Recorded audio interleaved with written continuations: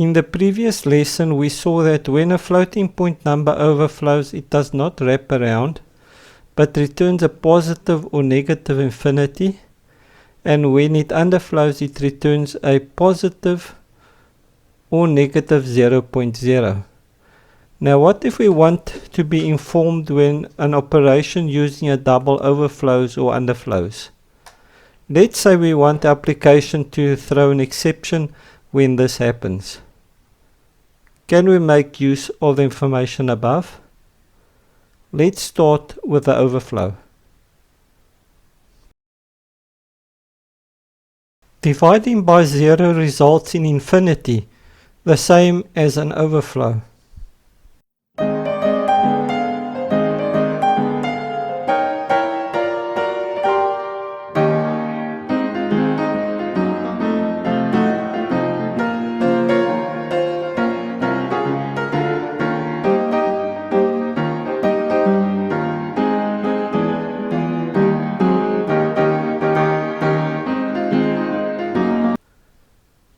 As we can see, the negative infinity is not equal to positive infinity, so we can use that fact to differentiate between the two. Now let's write a method to determine when an operation overflows. I'll call the method divideExact. I store the result of the division in a variable called result.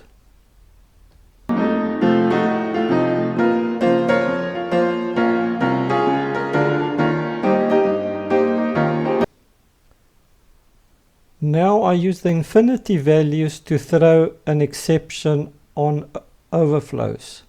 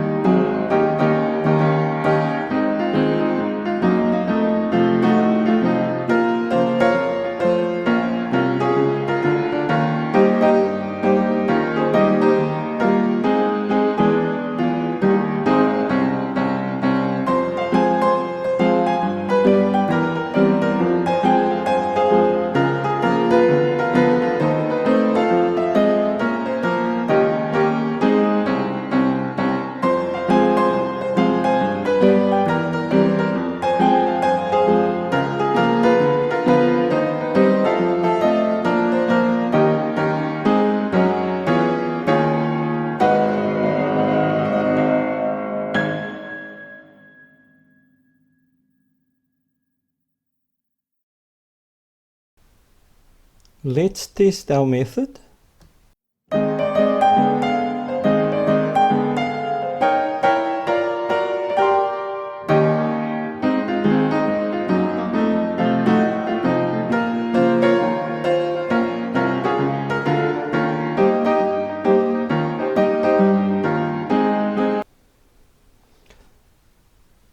I see a java.lang.Arithmetic exception with a message positive overflow occurred as a result as expected.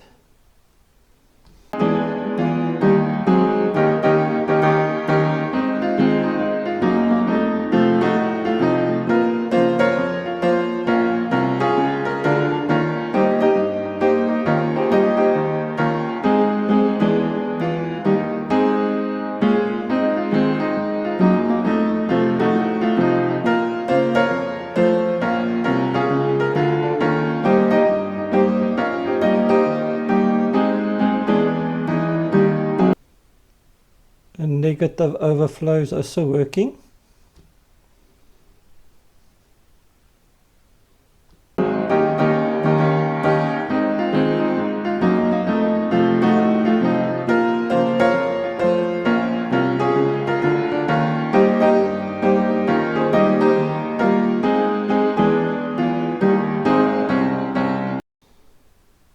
As well as dividing 0 by 0 results in not a number, so that's fine.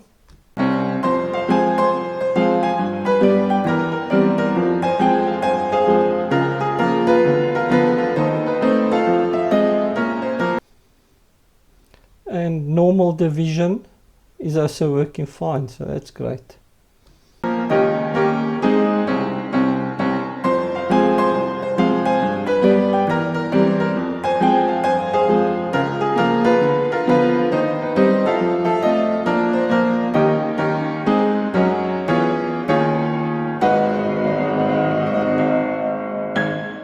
Now what about the positive and negative underflows that returns a positive 0.0 or negative 0.0? Can we do the same?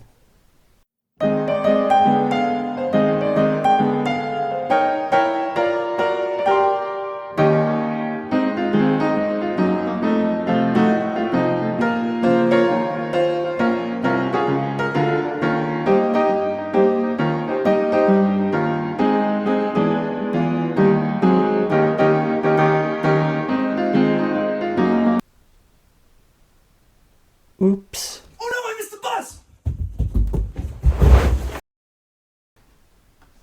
If you recall, in a previous lesson I mentioned that 0.0 is equal to negative 0.0.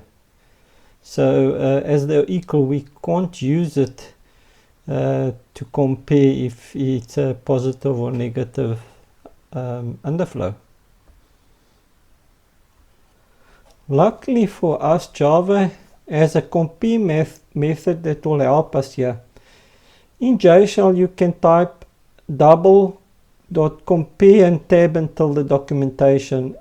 You'll see that the value of 0 is returned if D1 is numerically equal to D2, a value less than 0 if D1 is numerically less than D2, and a value greater than 0 if D1 is numerically greater than D2. So let's write a method to solve underflows using the double compare method. What we're interested here is when it returns a 0 if the two are equal.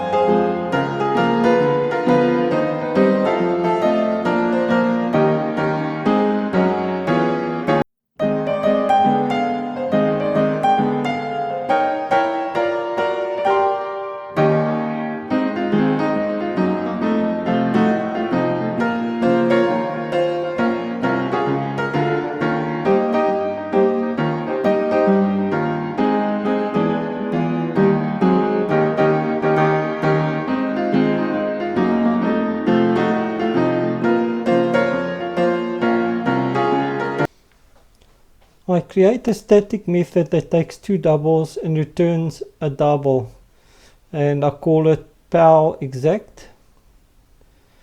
Now if base equals to 0 returns 0, any exponent to the base of 0 or negative 0 returns a 0, and then I make use of the math.pow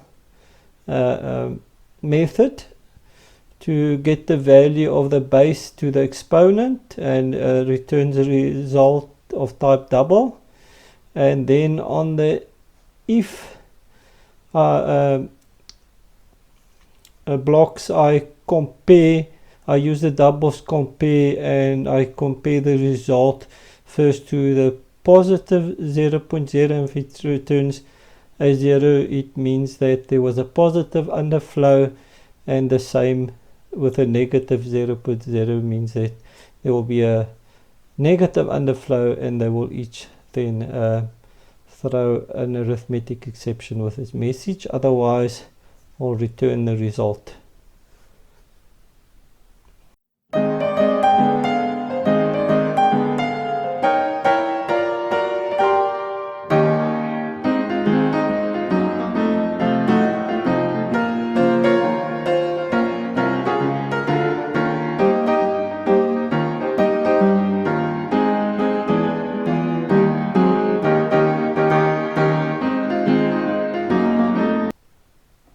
As we can see from the tests, when we test our power exact method, when I exceed the minimum value of the double, the negative 1075 exponent, then a arithmetic exception is thrown with a message positive underflow, and also its negative value, negative underflows occurred. And I also tested the base.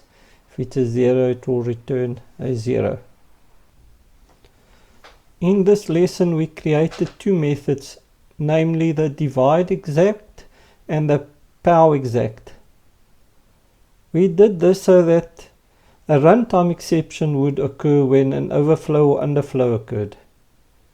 We also noted that as 0.0 and negative 0.0 are equal, we need to make use of doubles compare methods so that we could differentiate between negative and positive underflows on the floating point numbers. I hope you've enjoyed this lesson, learned something from it, and please don't forget to press the subscribe and notify button. I've also got a Facebook page related to this channel. You are welcome to join my adventure channel where I share photos and videos of various activities. Until we meet again in our next lesson, I wish you well and happy coding.